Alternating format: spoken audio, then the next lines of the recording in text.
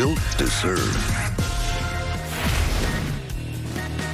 Guess who made his return last night? Playoff P, Paul George, showing KD. up and showing out in Game 3. Will it be enough, though, to rally the Clippers? The Sixers are talking Ben Simmons' future. Would it be a smart move for Philly to trade him this offseason? And Scottie Pippen says Kevin Durant doesn't have what LeBron James has. Fighting words on a Friday morning here on First Things First. Good morning, everyone. Jenna Wolf, Nick Wright. Yeah. Brandon Marshall, Kevin Wilds. Nick, how well is that going to sit with Kevin Durant? I'm going to go with not very. Well, you just log on to the old Twitter.com and you see how it's sitting on him. Katie already firing off the takes. We'll get into it. I'm excited for it. No, By the way, not. Scotty, No, he's not. Of course No, you he's are. not. Of course you are. All right, we'll get to all that. We got to start this morning, though. Game 3, Western Conference Final, Suns, Clippers. Hey, remember, Game 2 went sideways in crunch time for Paul George. He knew it. He knew he had to be better last night, and he came out and he was better. 27, 15, and 8 for Paul George. For the Suns, they got CP3 back. He and Devin Booker combined, though, to shoot just 10 of 40 from the field. That's not good enough. As the Clippers win, they take Game 3. Here was Paul George on if Game 3's win felt any different than the losses in Games 1 and 2. No, I didn't feel different. It was just another approach. We knew we had to take care of home court. And, you know, it's just a scrappy team. We have to match their physicality. I thought we did that. We have to match their scrappiness. I thought we did that. And that's really the key. We can't allow this team to play harder than us. And I thought that was just the way we approached tonight. They outplayed us tonight. You know what I mean? We didn't make shots. You could tell they had, you know, a lot more energy. And I got to be better. I shot terrible. You know what I mean? I got to pick up the pace. We'll be ready Game 4. Chris Paul owning his performance last night. But, Nick, I want to talk some Paul George. Did he and the Clippers convince you that they can still win this series? Well, listen, I've never said they can't win the series. So, yeah, I guess I'm still convinced they can. I do not believe they will. And despite the win last night, I feel very similarly to how I felt on this show yesterday, which is that the Clippers are running on empty, even though I said yesterday I thought they could win Game 3. Like, typically, if you're going to lose a series, say in 5, it's because the one game you win is the home game in Game 3 when you're desperate and the other team is maybe slightly a little relaxed having the 2-0 lead. Now, I don't think anyone should be relaxed against these Clippers with a 2-0 lead because we saw the Dallas series, we saw the Utah series, and credit to the Clippers who have now essentially played 5 elimination games in these playoffs, and they're 5-0. They've 3 times faced a 3-0, potential 3-0 deficit. They've answered the bell in all 3, including in the very first one when they hadn't yet won a playoff game this year, and they were down 30-11 to Dallas and came storming back. When they blew out the Mavs, and then last night when they were in control from start to finish. But Brandon, Paul George played well last night, but when you look at him for this series, he's yet to have a good shooting game. And I'm not saying I'm not killing him at all. But he's shooting 38% for the series. Right, from 3, 3 for 11 from 3, like a bunch of 9 for 26, 10 for 27. He knows he has to be high volume, but I just think the minutes, the playing every other day for a month is catching up with them. They got the Suns when CP3 was rusty and Devin Booker had an off night. I don't think they are going to be able to do to the Suns what they did to Dallas and what they did to Utah, despite the fact that they've proven quite a bit this postseason, Brandon. Yeah, I agree with you there.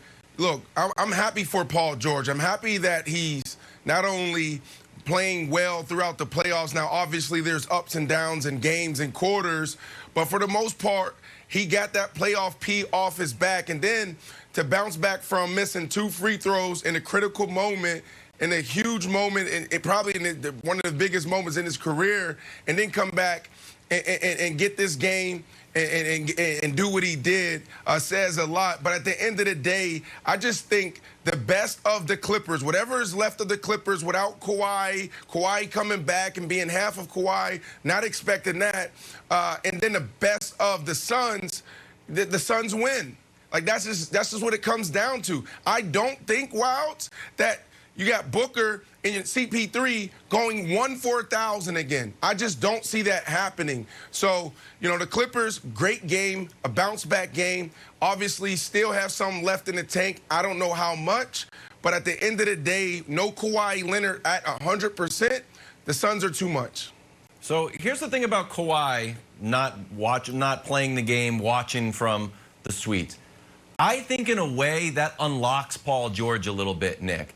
I think Paul George has had some bad shooting nights. It wasn't great last night, but he can't go anywhere else. There's no one else to really defer to. Reggie Jackson's a nice player, but Paul George is not going to just keep feeding Reggie Jackson. He has to put up a lot of shots, and even if he's missing them, Paul George is still playing with a confidence that I think puts way off P in the rear window. You see, like when he hit the half-court shot and he's like kissing to the crowd, he's like a gladiator champion. Right. I just loved it. I thought he was playing so confident. And after the game, and again, there is a cottage industry of like Paul George body language expert that I guess I'm a part of now. But the guy looks confident. He doesn't look like a guy who is going to be like, you know, I need to shoot better. It's on me. Yeah, I know you got the win, but either way, the guy's missing a lot of shots, but I still think you see that confidence in him. And with Ty Lue's adjustments, and we know that they lost game 2 by 0.8 seconds, I would be very, very fearful of this Clippers team if I was the Suns. So I knew you were going to be, you've been consistent in these playoffs that guys don't overreact to home teams winning games and call series over, and you've been correct in large part. And all that's happened in this series so far is the home team has won games. And your point on Ty Lue, I of course agree with, and you see it again.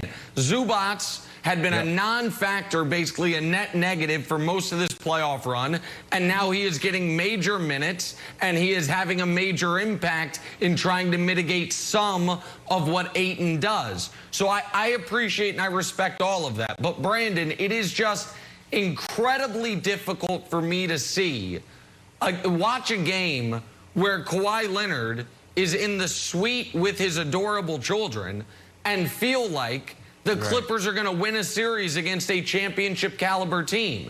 Like, the Suns were going to lose eventually. The Suns had won 9 straight playoff games. The list of teams to win in modern NBA history, or the last decade or so, to win 10 straight playoff games, it's just the Steph KD Warriors and LeBron's Cavs. I think they each did it once or twice. That's it. You don't reel off double-digit playoff winning streaks, which is what the Suns were trying to do as of last night. So I just think it's a bridge too far for the Clippers without Kawhi Leonard. And I do not think, the other thing I took away from seeing him in the suite, Brandon, you tell me as an athlete, I don't think he's close to coming back. No. I think if he's close to coming back, he's on the bench. I do not think if he's in the suite, he could return for a game 5. Well, what's going on? What's going on? Can somebody please update me and tell me what's going on with his knee?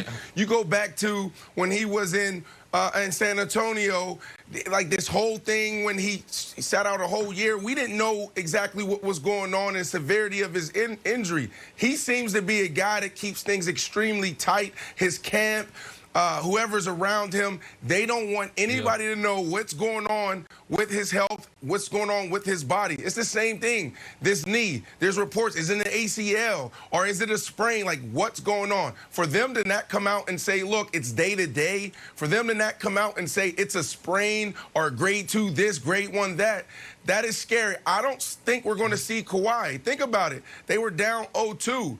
And Kawhi, where was he? He was sitting in the stands. He was in the box. Brandon, when you're in this situation, go ahead.